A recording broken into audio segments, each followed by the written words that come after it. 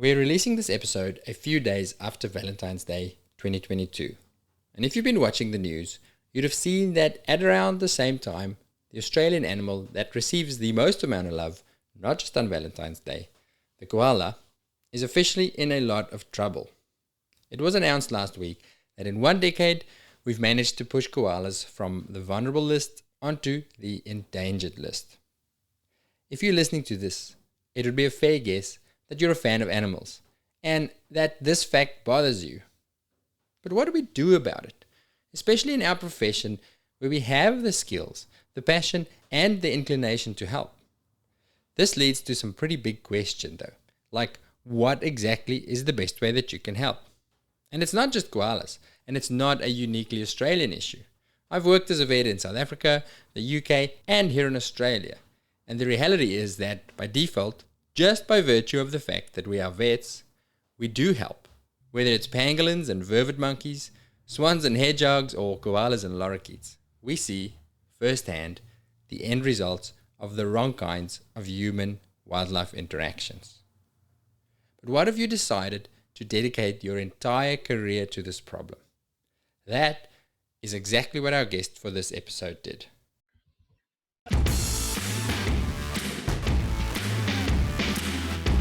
I'm Gerardo Poli. I'm Hubert Hemstra, and this is the Vet Vault.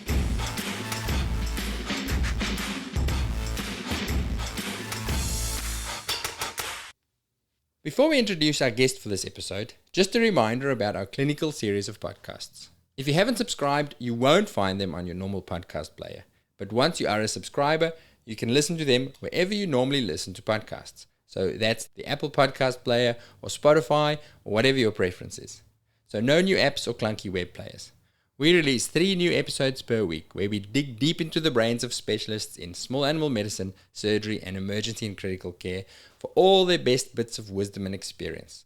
We bring our combined 40 years of GP experience to ask the questions about what you need to know to keep your knowledge fresh with all the updates, all the pitfalls, and all the pro tips that will take you from rusty and unsure to confident in your knowledge. Episodes are backed up by beautiful show notes to refer back to when you get that case where your newfound knowledge applies, which will be almost every day. Go to vvn.supercast.com for a free 2-week trial. Now, back to our guest. Dr. Rosie Booth, or Rosie as those who know and love her call her, which is a large number of people, is a wildlife veterinarian and has been one since before that was even a job description. Rosie has 40 years of experience in conservation and wildlife work, which started with a master's degree in koalas and their adrenal glands in 1986, which was the start of a lifetime of working to care for this iconic species. Since that time, she's worked in many of Australia's most prominent zoos and wildlife hospitals, spent 7 years working for the Queensland government leading a breeding program for endangered species, during which time they released 170 individuals from several highly endangered species back into the wild. And most recently, she worked as the director for the Wildlife Hospital at Australia Zoo. She's written more than 100 wildlife-related publications and has trained a small army of others to contribute to this vital work. Rosie has recently retired from her full-time role at Australia Zoo and is now focusing her energy on freelance conservation projects and educating and inspiring a new generation of vets. We talk about the challenges, the misconceptions, and the implications of a career in wildlife. About staying motivated in a job where your best efforts can sometimes feel a bit fruitless. About big problems and big solutions. Rosie also gives practical advice for those considering a career in wildlife, shares stories about some amazing patients, and so much more. Please enjoy Dr. Rosie Booth. Rosie, welcome to the Vet Vault. Yeah, thank you. Gerardo? Hello, team. Hello, Rosie. Yeah, hi, Gerardo. Gerardo's back podcasting with us. His brain is mostly normal again. I know, I can't hide it now. It's very hard to replicate the cognitive deficits I had before, which meant that I had a holiday from podcasting. But now that I speak to Hubert on most days, he knows that I can start to articulate and speak properly. So it's like, so when you jump back on? Ooh. Did you have a holiday for a long time and you weren't able to remember how to be professional? Gerardo had encephalitis. Oh, seriously? Like a weird encephalitis. Viral encephalitis? Yeah, got it from my daughter from daycare, but parainfluenza to the brain. So I spent 10 days in hospital, came out the other end thinking I was pretty cool until I realized that actually, no, not really. Wow. But that's frightening. but going really well, recovery's really well. And very grateful for the experience. Actually learned so much about myself, my life, and what things were important, and reevaluated many things and made a big shift in my career as well through the process too. So excellent. This is a complete detour, nothing to do with the podcast, but I listened to another talk the other day by Sam Harris, and they talked about negative experiences and what's good. Is there a sweet spot for suffering? Talk about suffering. Do we need suffering in our lives? And they talk about exactly that, when people go through a negative experience and then afterwards say, I don't want to do it again, but I'm glad I went through it. And they're actually looking at data and research, and they think possibly we're deluding ourselves. Humans are such good storytellers. Yeah. That will take any situation and go, yeah, that was really good. That should have happened. I'm glad it happened. They're not sure. They didn't say it for a fact, but they said there's quite a possibility that we are just very good at reframing things. Otherwise, we would just collapse in a heap and go, oh, poor me. I don't think if you didn't reframe or couldn't see the value of the experience and pushing through it, I think every experience would be just like, we wouldn't survive. You wouldn't survive, that's for sure. All right, let's talk about wildlife vetting. Rosie, I preempted you with this question. I like this one because it normally brings out good stories. Yeah. I once was driving down the freeway in Perth and I saw a graffiti on the wall that said, bad decisions lead to good stories. And I like that statement, and I always ask people, do you agree? Do you think that's true? And if you do, have you got a story to prove that? Yeah, no, there's a lot of bad decisions that have led to good things for me, but the one that relates to wildlife is I decided to go from private practice into research, and I had a choice between molecular biology and koalas. The molecular biology thing was fully funded and probably would have taken me into a very lucrative career because it was just starting out back then. But of course I chose the unfunded koala research and struggled working part-time and doing a master's. But then the koala thing became my career.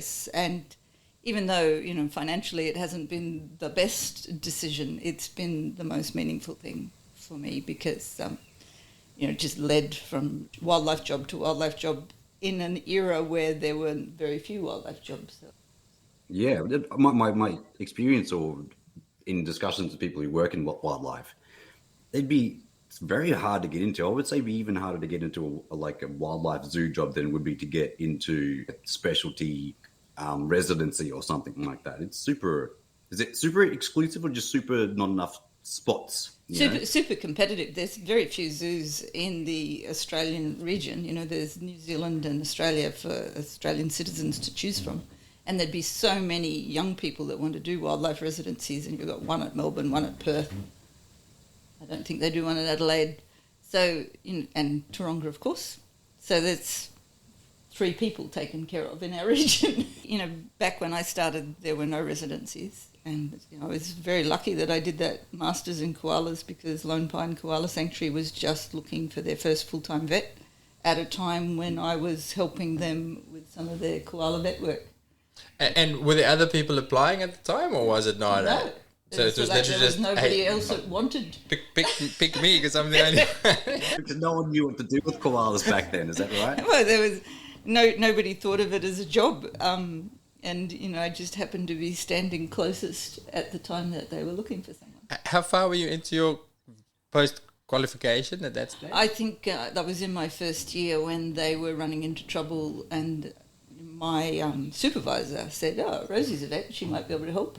So that's cool. I showed up, I put a koala on a drip, and everyone's like, wow, who knew that I was about to thing? say, what was the level of medicine back then for wildlife? Was we were like in a way, like the pioneer.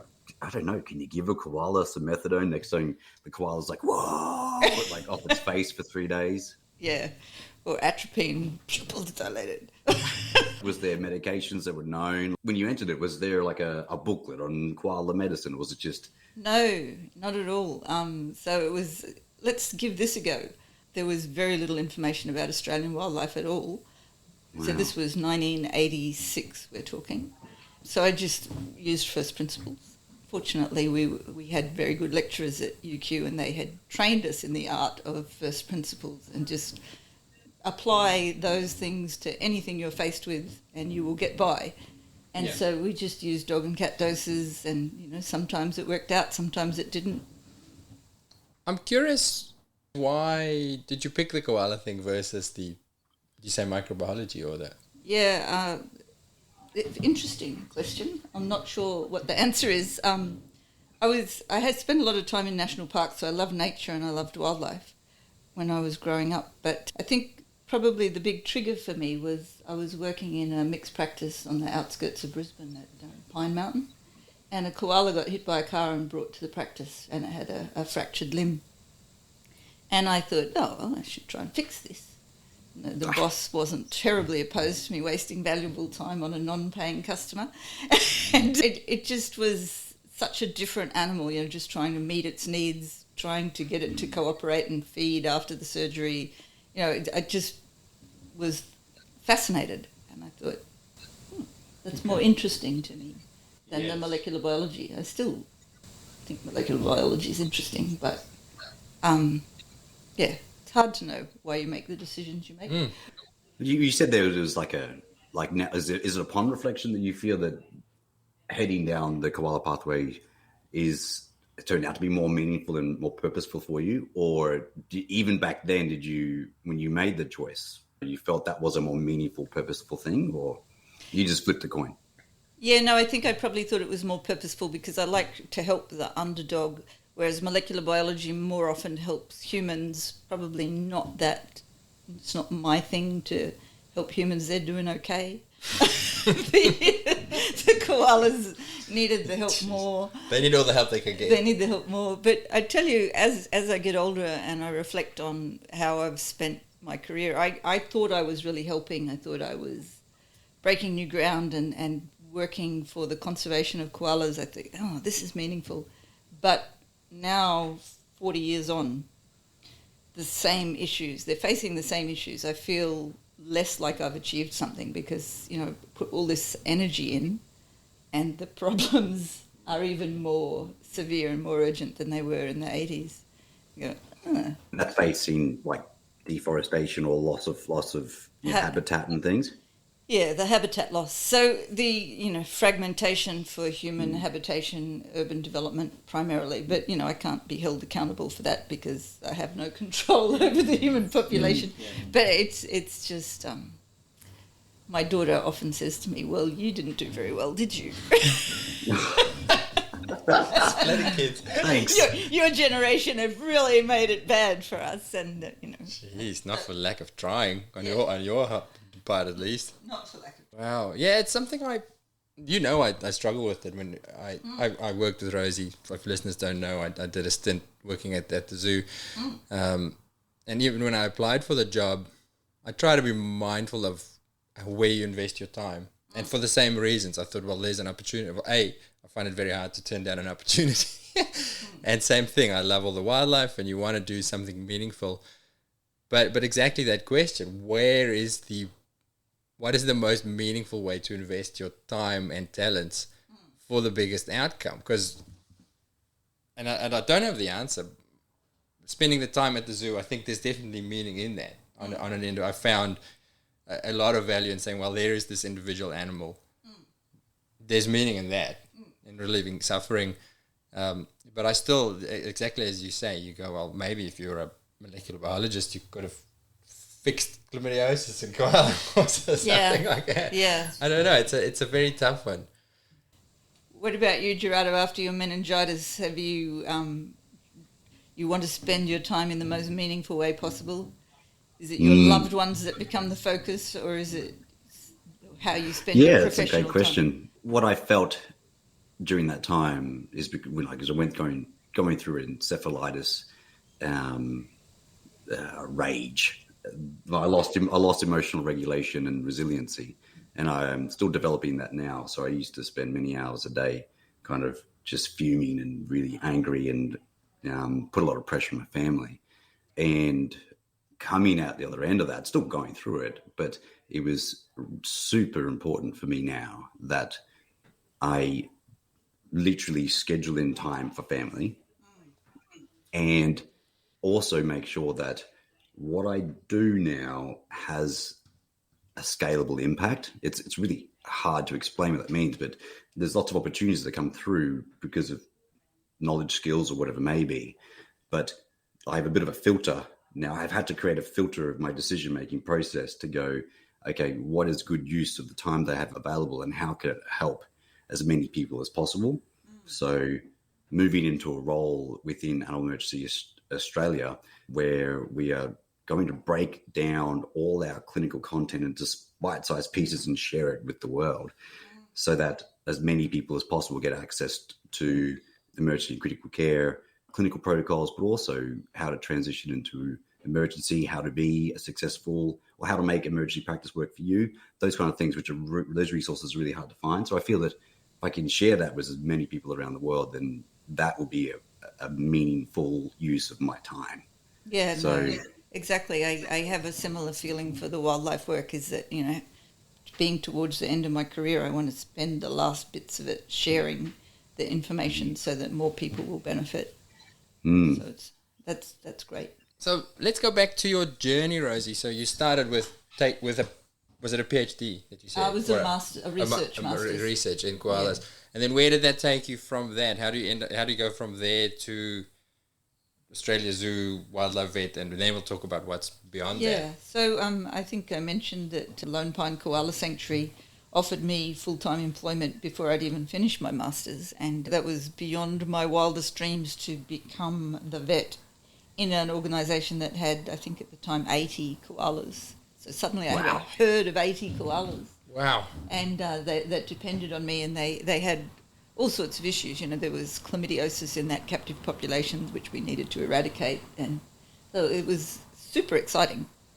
Only spent 18 months there when I got headhunted for a job in Victoria in a bigger and better native fauna sanctuary, Hillsville Sanctuary. It's a beautiful place. Yeah. And so the focus for them is not koalas, it was threatened species. So getting into the conservation field with captive breeding. How could you feel like as if you look back over and you're still tackling the same problems, but not feel as if, I don't know. Is it the marker of your impact? I don't know. Is that the right marker for your for evaluation of your impact and what you've been doing, or if the animals are still all threatened? Yeah, that's so. It's such a, I don't know, Hubert. You get what I'm saying, Hubert? I do. You could argue that if there weren't people like you, they'd be gone by now.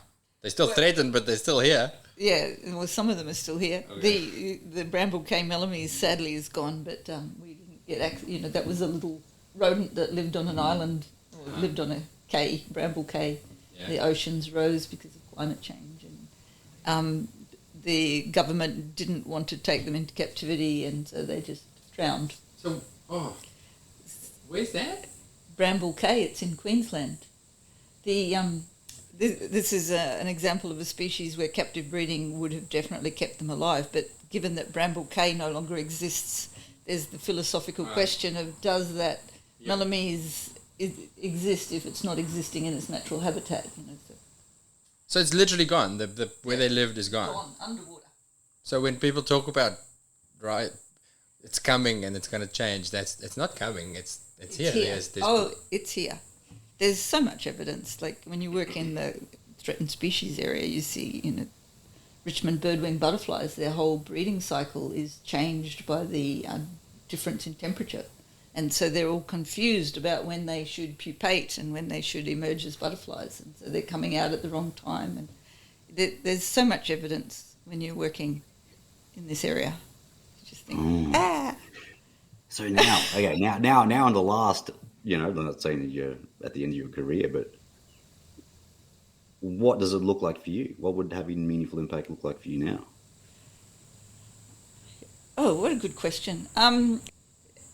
Hopefully passing on a passion for wildlife to the next generation and to see that people value nature enough to fight for it. I fear that as a society we're becoming more and more separated from nature.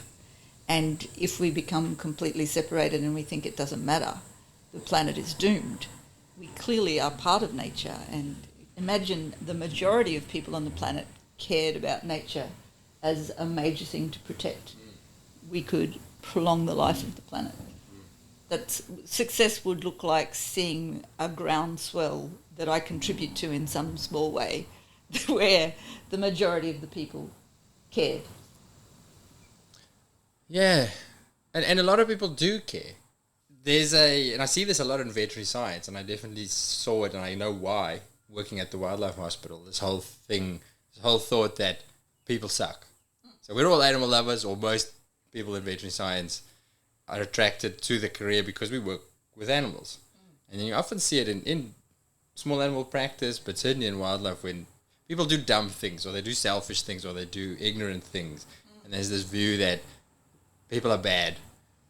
But then you see the flip side. You see all these incredible people like yourself and other people who don't suck, who do a lot. And again, it's so great for me to see, because I've got little kids, and they do a lot of nature-focused teaching at their schools. And we've been in 2 states, and they took them to the zoo, and it was literally almost a whole term where my 8-year-old, it was all about nature and wildlife and stuff. Fantastic. So it's really encouraging to see that. How do you feel? Do you feel like we're on the right track with a lot of it? Oh, I fear sometimes that the greedy bad people might outnumber the good caring people, but I don't have clear statistics on that. Western society certainly seems to be divorced from nature and from, they don't even know where milk comes from, for example. It comes from the fridge. It's frightening to me to see how society seems to be getting a little bit, our Western society seems to be out of control with technology, and everybody's on their phone and on the computer, and here we are talking through this. But this is good because we're communicating. But I fear that people are losing sight of their dependence on forests and on green space, and not spending enough time going outside and breathing in the fresh air, and remembering not to be caught up in this treadmill that we get on. Get up in the morning, check your phone, stay all hyper for the whole day, and then collapse and begin again, whereas there is an option. Yeah, I think what comes down to, I think there's also a lot of people who care, but then when it comes to a choice between, do I care about something that's not me or my family or my financial success, how much do I care? Do I care enough to make decisions that might cost me in some little bit of luxury or something else? I think that's where we fall down. I think people have great intentions, but we're also inherently really, you've raised a kid. I always look at my kids and go, we're such selfish little creatures. We are so set and chosen by evolution for our own survival and what's good for me and what's maximizing my comfort and my family and my direct crew to prosper at the cost of anything else. And how do we get that past them to say to these kids, yeah, these are cool animals, but don't just be excited about it, make life choices.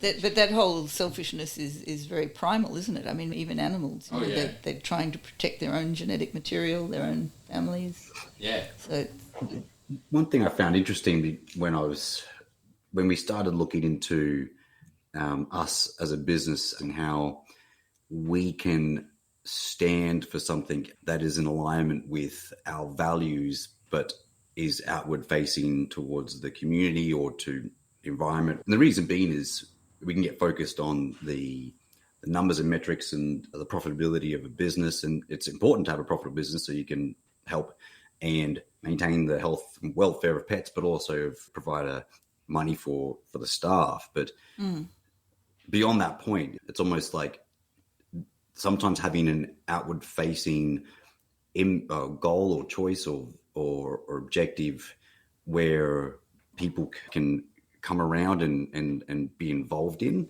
And we started looking at green practices and making our hospitals environmentally more sustainable. And we had this consultant come out and had a chat to us, and he was talking about the impact that one person could have on like a normal person, deciding to do recycling and deciding to buy a small car or maybe ride the bicycle and stuff.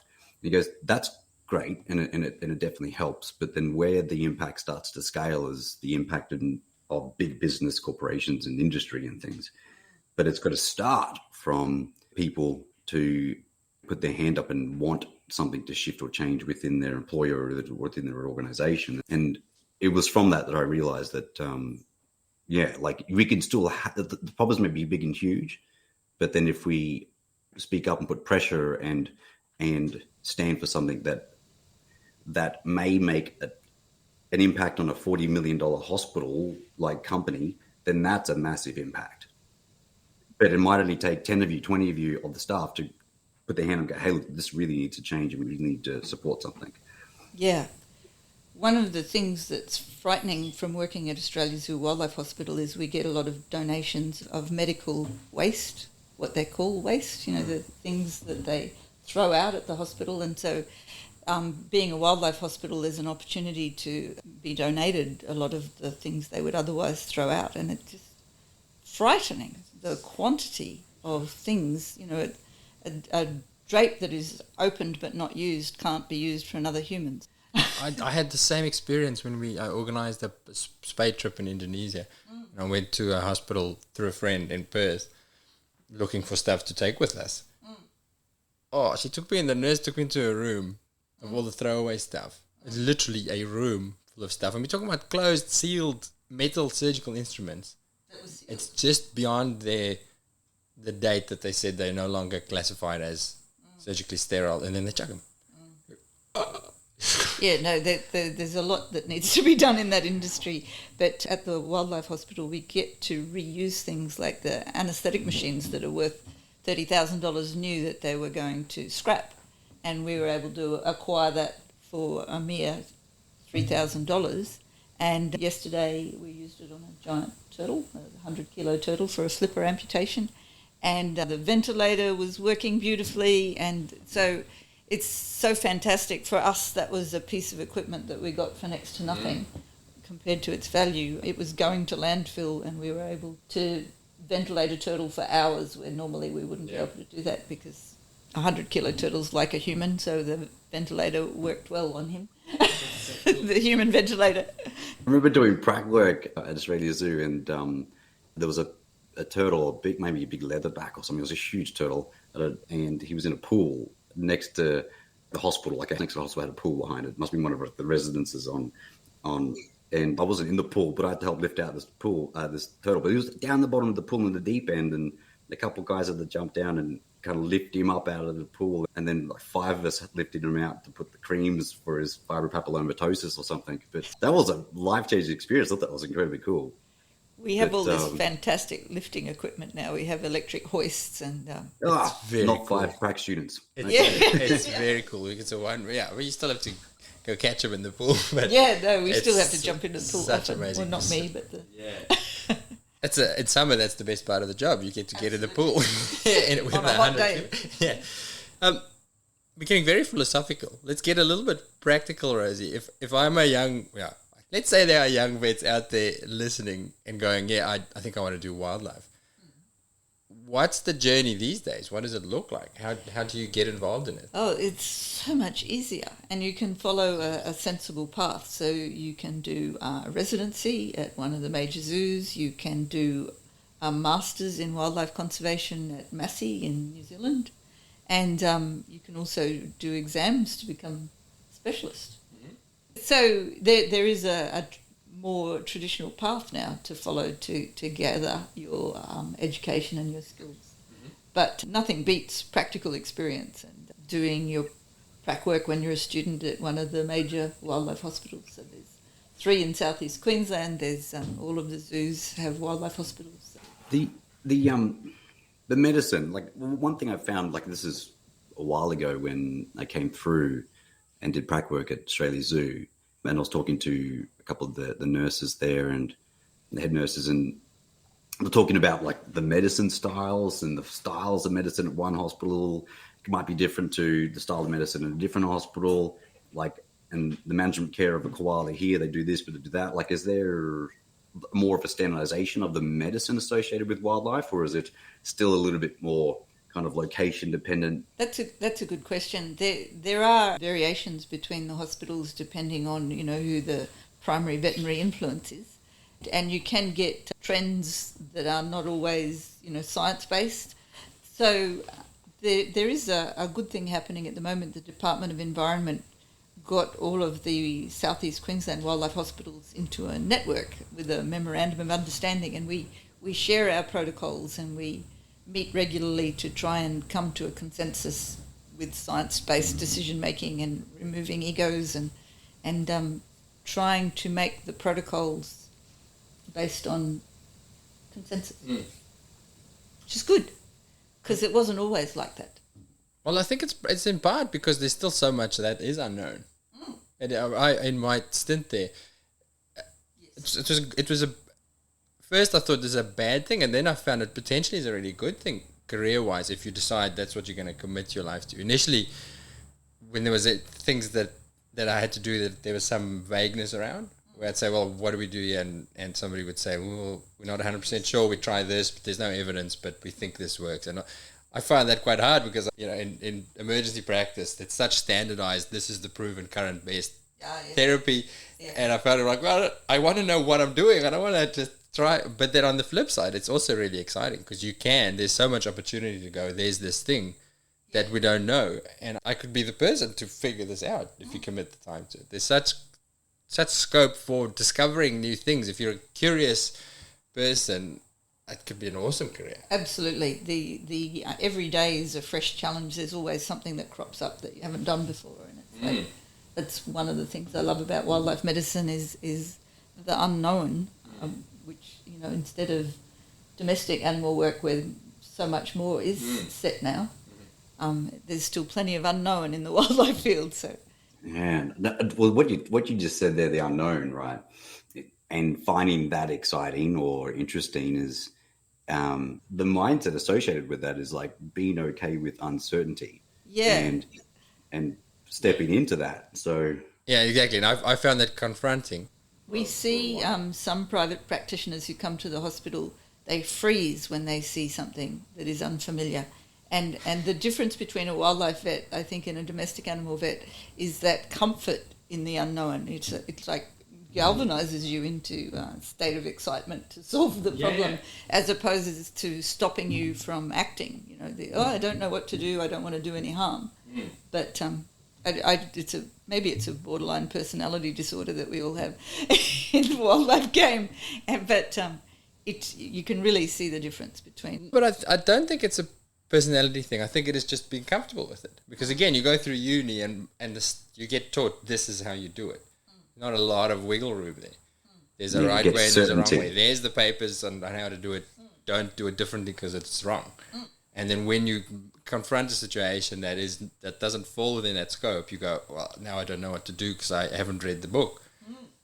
And I've actually found it really helpful for my smallies work is having gone to the zoo to go, yeah, sometimes you don't know, but you have knowledge, and you taught me a lot of this, that you have some knowledge that you can draw on and improvise and figure something out.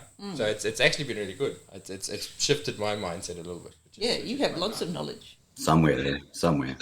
Yeah. I didn't make that. You're so locked in your little box of, well, this is where my knowledge ends. And you're going, well, no, just extrapolate a little bit and you can still apply it. So we're talking about career as a wildlife veterinarian. Are there misconceptions? Are there things that you think, vet student or young vet thinks, I want to be a wildlife vet? You have to learn to love lorikeets, those evil little bastard birds. God. You don't have to love them. we can have to tell the lorikeet story of the 200 and something lorikeets on one day. Have I told you this? The hailstorm? Were you there for the hailstorm? Yeah. Oh, 200 lorikeets. That would be Armageddon and death in my mind. So as soon as you hear that sound, you know you're going to get bitten, right? I walked in the morning, nice Saturday morning, we had a big thunderstorm come over the coast, and walking in, it's just chaos. Everybody's there. There's literally 200 plus lorikeets beaten up and battered by hailstones. Ice balls. You know, they all roost in one or two trees. A whole Oh, flock the of tree just got 1,000, annihilated. and they got smashed, and they had they're bruises concussed. on their heads, and they concussed and broken. It was bedlam. I feel bad for the lorikeets Yeah. until they bite you, and then you're like, damn lorikeet. That's right. But we were able to save Yeah, several of them. hundreds. Yeah, Yeah, just really satisfying. probably half of them. Yeah, about half of them went home. Well, home, yeah. And that's the thing that most people don't understand when they become wildlife vets is what the mortality rate is, because you can't stop everything from dying, and sometimes euthanasia is the kindest thing to do for them. So, it's almost 60-40, where 60% of the animals need euthanasia because they can't be returned to the wild because of the chronic injury. So What is the impact of that? Because general practice, like I don't know what the euthanasia rate is in general practice, but when in emergency, it's somewhere between 15 to 20% on average. But 60%, like what's the toll there? There's definitely a toll. Every day there's an animal you have to euthanize that really gets to you. Either its suffering is so extreme, or it came so close to being releasable and then it doesn't quite make it. So there's an enormous impact on the people in the wild. Every animal means a lot to you. But I think the ability to end suffering is such a beautiful thing, and you would see that in domestic animals too. Some animals are so in need of having their lives terminated that you feel good about it because you have the ability to give them that gift of not suffering anymore. So that's how I try and get people to remember that is an honour to be able to relieve suffering. But it does damage the people, definitely. I think sometimes there's almost a use-by date where there's too much and you have to go and do something else, and wash cars for a living or something. Because it just goes, oh God, there's so much. It's like being in a MASH unit sometimes. The number of critical injuries that come in, you just don't want to see it anymore, especially when these wild animals mean a lot to you and then you see them so injured. So what strategies did you put in place to, I don't know, do you palm off all the euthanasia to the new vet, or do you... Definitely not. I reinforce that message of you're giving these animals a gift often, because I see it crushing people, the nurses in particular. They care so much, and I was just astounded by because you think that you'd get jaded, or people would get jaded and blunted to the suffering, but it was just so astounding to see people, and then especially the nurses, how much they cared. There was that. Veterinary nurses are amongst my favourite people on the planet, because they are so nurturing, and they try so hard with every patient, and when you watch how much energy they put in to their job. I have to tell this story. There was we did an anaesthetic on a koala, and it was going back out to the run post anaesthetic, and then suddenly there's a nurse, shout out to Daisy, running back in a panic, in tears, and she's got this little bum bag with pens and instruments, and they freaking flying all over the place. You see pens flying, and you're like, what's happening? And it's this tiny little pinky in her hands, and I just it was really quite emotional how she nurtured it, and this little pink thing in her hands going, it's dying. So the pouch hung, the little pinky had fallen out of the pouch post anesthetic. It's fallen off the nipple. But just to see that level of care and going, this little thing, save it. Just really. We managed to get that baby back on. Yeah, the mother came back in and had another anaesthetic, and it reattached. So that was a happy story, because there's a size where you can't get them back on, and it was probably just. I've got a video of that. I'll put it on the website. Yeah, no, that was very cool, and she was so distraught. That one little life. Yeah, you got to love them. But did that answer your question, Gerardo? I went off track a bit. No, but it's good to hear, because I always think it's an honour, and like still euthanasia get to me sometimes, but it's not like that I used to think that I should just be a man of steel, despite the fact that I may be in some no. But now I've just accepted the fact that sometimes they do now. Sometimes they do get to me, despite the fact I've been doing heaps of euthanasias for 10 years now, and it is still it is still a gift, and it's an honor. I love what you said about honor. That was good. You told a story in a meeting, Rosie, once about was it a tiger? You were somewhere at a zoo. Oh God, the tiger in Kathmandu. Remind me. The one of the reasons I value euthanasia as an option is travelling to a country where euthanasia is not an option.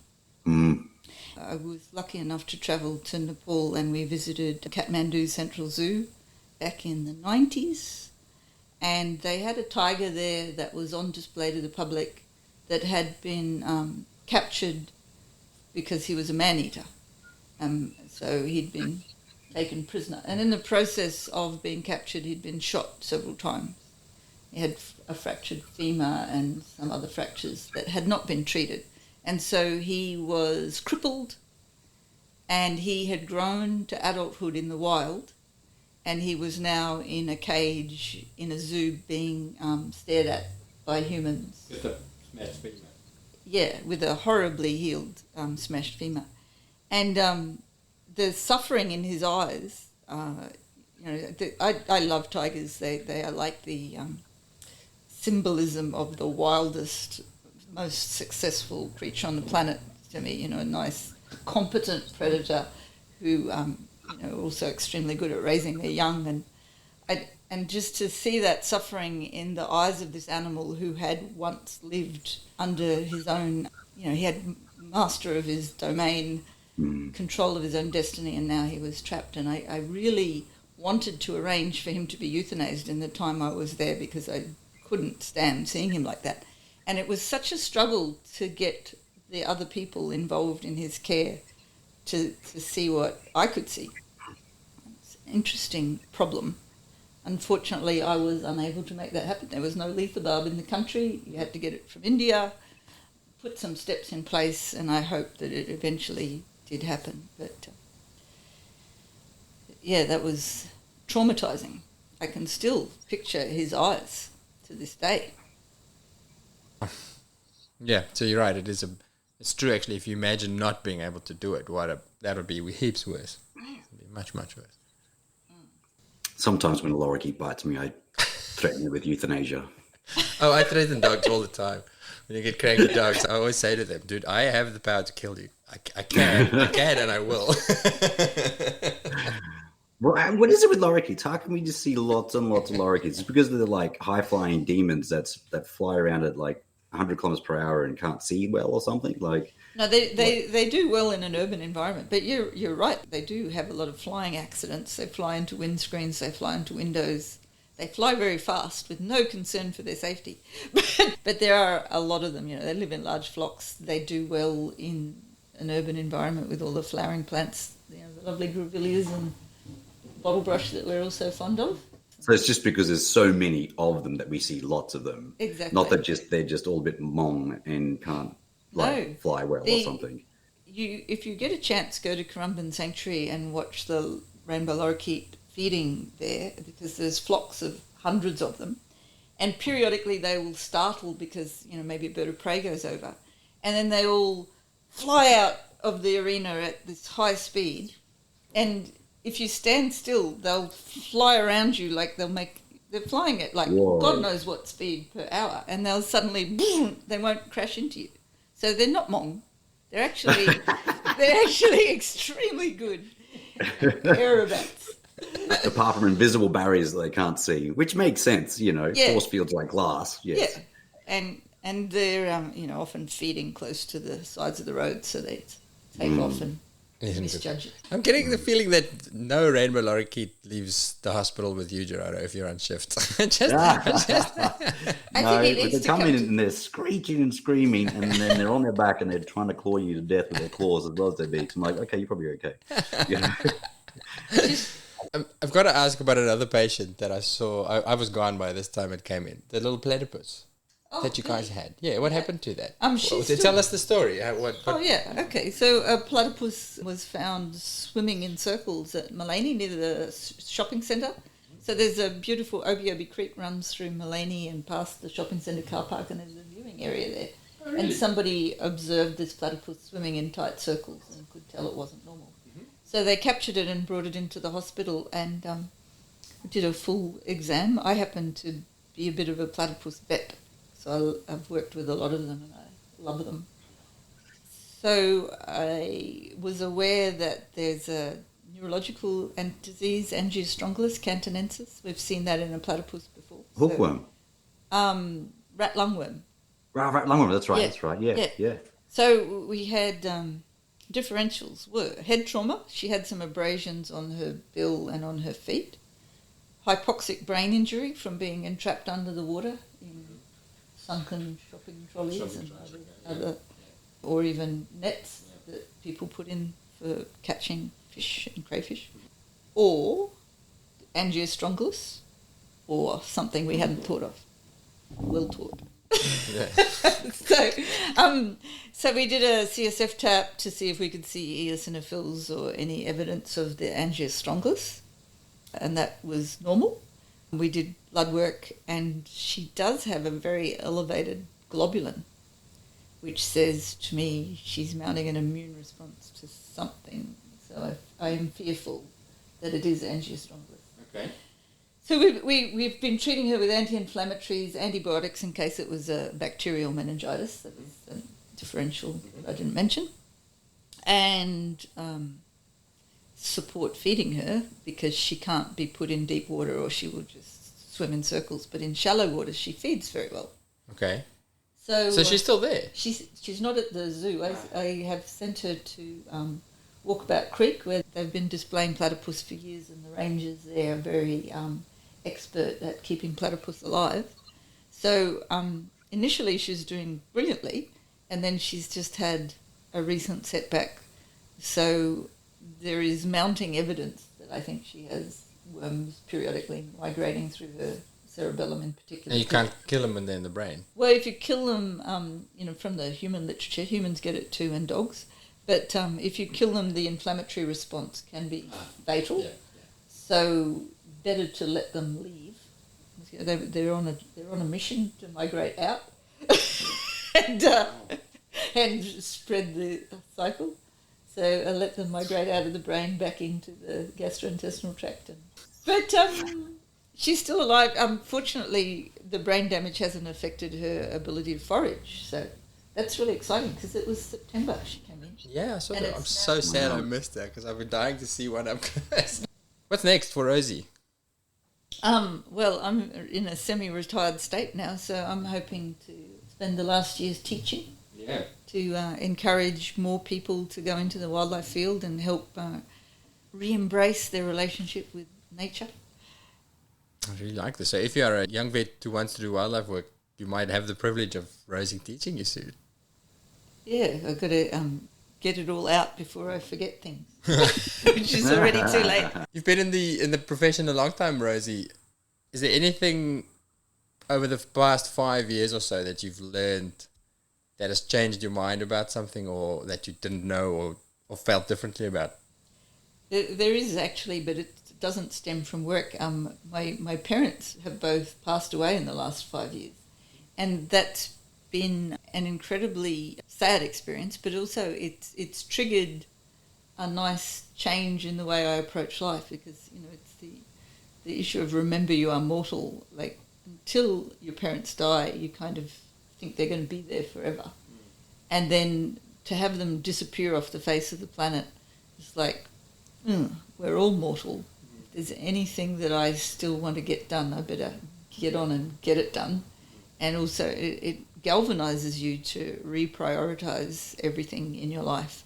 And that's why I have stopped working full time, and I am now moving towards the things that are most important to me, where my family, my daughter in particular, and making sure that the energy that I expend every day is directed towards things that are really, really important to me. And I think Gerardo, your encephalitis experience has done something similar. I think it's very important for us to remember that our time is finite and stop procrastinating. Look after yourself, look after your loved ones, and do what you have always wanted to do in terms of productive things, I'm thinking, not just selfish. It's a challenge though, because even that to decide what are those things can be really hard, because I struggle with it often, because I'm very well aware that there's research that shows that family and relationships is what matters. Yes. There's literally there's the one I looked at the other day. There's the Harvard wellness study or something like that, where they track people from when they're students at Harvard all the way to death, and then they check who's the happiest, quotation mark, what's happy, and it is the people with the best relationships with those close to them. But then also I'm also caught, because I try and prioritize my family and my kids, but then it can be really stressful, because you go, I also have other stuff I want to do. I want to contribute to the world. I want to help other people. That takes time and energy. So there's that fine balance the whole time of what's important, but where's the balance? It's in a workplace too, your workplace, you spend so much time there, those people become your family and they matter to you as well. Yeah. So, that's a challenge to leave a place where, for 5 years, 6 years I've had a family-like experience. But I think I got overly task-focused and was expending every last bit of energy in the workplace. And you can, as you get older, you feel that it's having an impact on your body and you're affecting your own survival, I think, unless you take charge and say, this is how much energy I have for that activity, and reserve some for... I heard something the other day that helped me. I can't remember where I read it, but it said that... I probably told you, mate. Classic. That the problems that are worth solving, bigger picture problems, except that you're probably not going to solve it in your lifetime. Because I think that's the problem. We think, there's this thing I need to do. Gerardo, you've got your impact you want to make. You want to change the world. You want to save the koalas or something. Yes.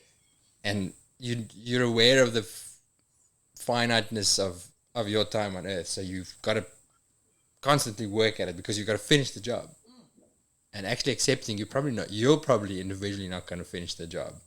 As a species, we move towards that goal, and you bring your bit and you do what you can, but make peace with the fact that it will probably not be done. And you're going to pass that job to the next person behind you. Yeah. Which helps me a lot to go, okay, well, I don't have to achieve everything this week. That's right. It's a relay. You have 2 weeks to do it. Life is a relay. You pass it on. Yeah. I think if you it's all for, like I put the word in scalable impact, but scalable impact means that you create a mission, a movement, or a vision that other people can be inspired by or can follow along. And then that's where you start to scale the message. And it's difficult to create that movement, to create that change. But I think technology these days enables us to be able to reach much more people and have a bigger impact, provided that we are... Isn't that true?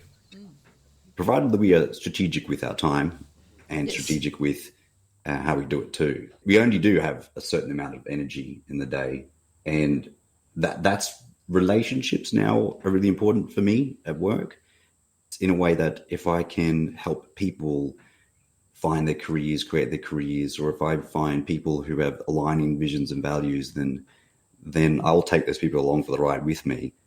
But alongside, if not, help them create their own vision and values and create their own career pathways. And that has been very rewarding for me. Yeah, when you can see the results of your influence, it's probably the most satisfying thing, isn't it? You can spend a lot of time saying things to people that won't necessarily have an impact, but when you do see that you've had an impact, it's like, oh, wow, that person listened and took it further.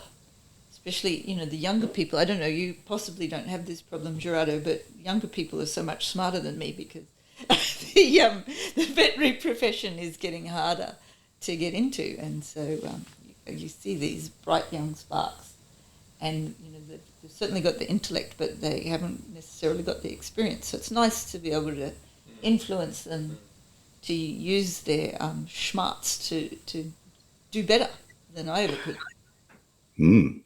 Well, we can have a chat about that. I was going to say, we've got the right combination here. We've got to scale Rosie's passion, knowledge, and how much you care, and find a way to scale it. This is your teaching is going to be the scaling of that. Teaching and platforms. But we should think laterally.